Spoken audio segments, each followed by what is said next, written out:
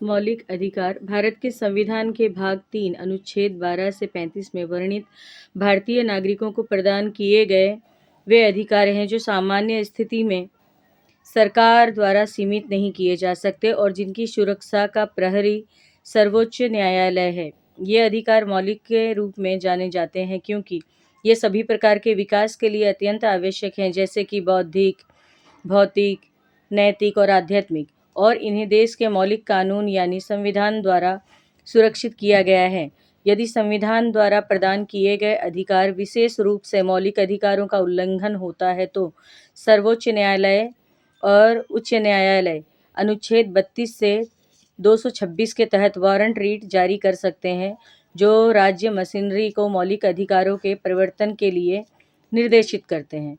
अधिकारों का शाब्दिक अर्थ उन स्वतंत्र से है जो व्यक्तिगत भलाई के साथ साथ समुदाय की भलाई के लिए भी आवश्यक है। भारत के संविधान में प्रदत्त अधिकार मौलिक है क्योंकि इन्हें देश के मौलिक कानून से में शामिल किया गया है और वे न्यायालय में परिवर्तनीय।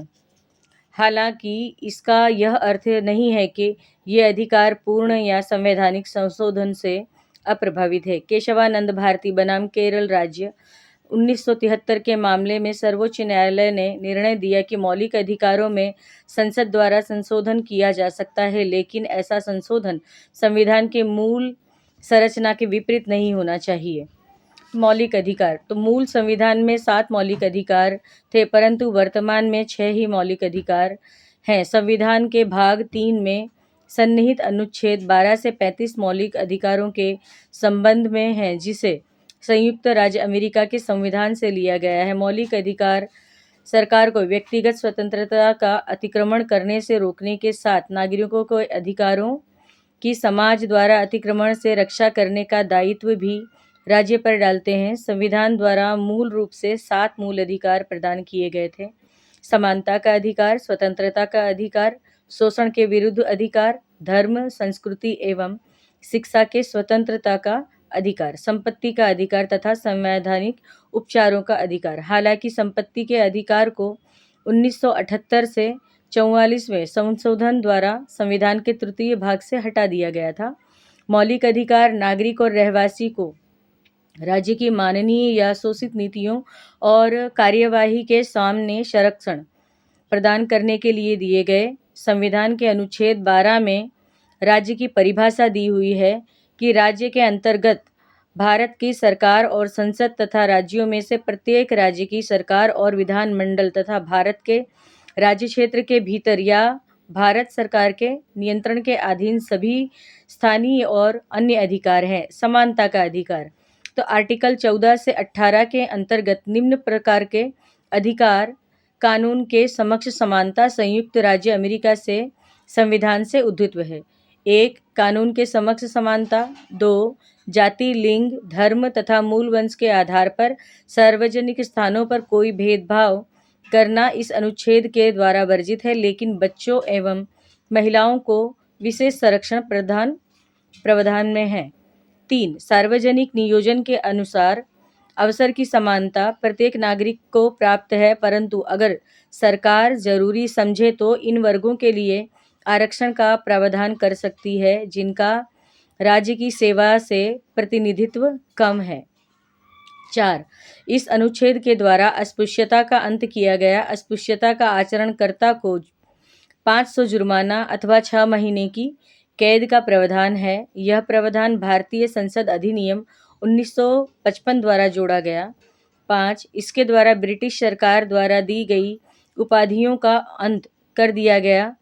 सिर्फ शिक्षा एवं रक्षा में उपाधि देने की परंपरा कायम रही। स्वतंत्रता का अधिकार अनुच्छेद 19 से 22 के अंतर्गत भारतीय नागरिकों को निम्न अधिकार प्राप्त है: वाक स्वतंत्रता यानी बोलने की स्वतंत्रता आदि विषयक कुछ अधिकारों का संरक्षण, जमा होने, संघ या यूनियन बनाने, आने जाने, निवास करने और कोई भी जीविकोपार्जन एवं व्यवसाय करने की स्वतंत्रता का अधिकार। 2. अपराधों के लिए दोष सिद्धि के संबंध में संरक्षण। 3. प्राण और दैहिक स्वतंत्रता का संरक्षण। 4.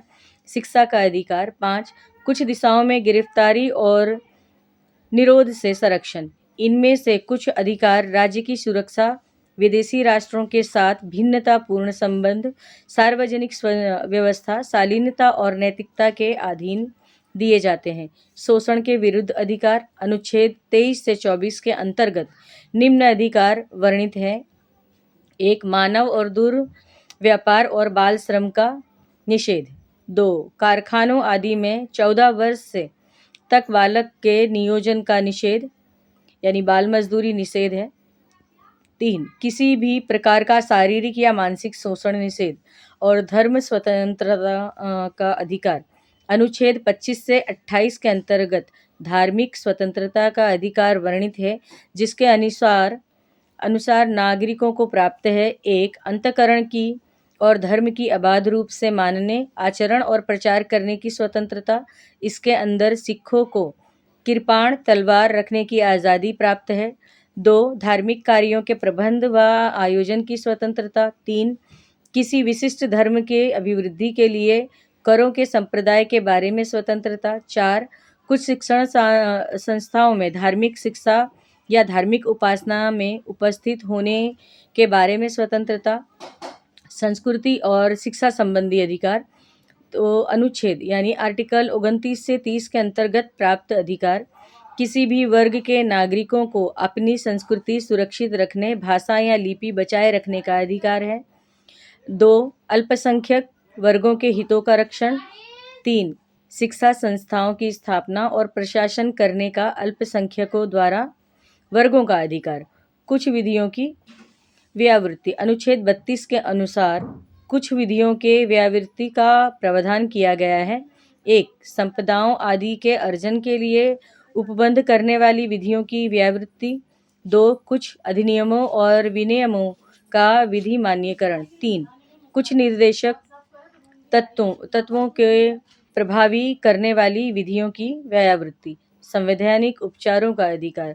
डॉक्टर भीमराव अंबेडकर ने संवैधानिक उपचारों के अधिकार अनुच्छेद 32 से 35 को संविधान का हृदय और आत्मा की संज्ञा दी है। संवैधानिक उपचार के अधिकारों के अंदर 5 प्रकार के प्रावधान हैं।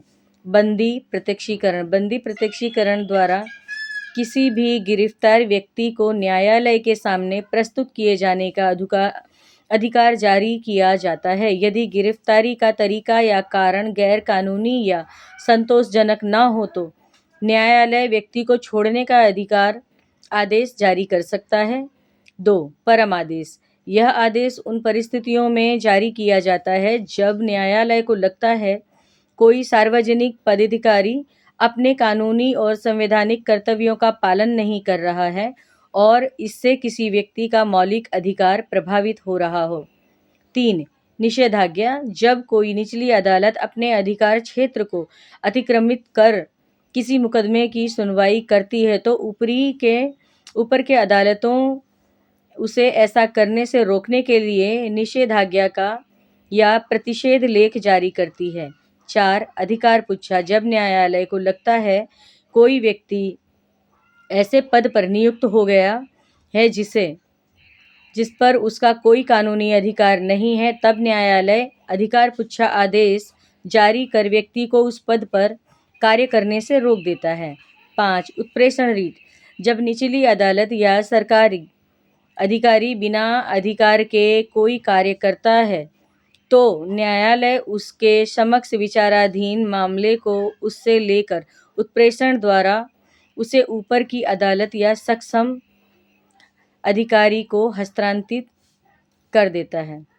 अनुच्छेद 21A शिक्षा का अधिकार। यह अनुच्छेद 6 से 14 वर्ष के बच्चों को मुफ्त और अनिवार्य शिक्षा प्राप्त करने का अधिकार प्रदान करता है। इसे 86वें संविधान संशोधन 2002 के तहत जोड़ा गया था।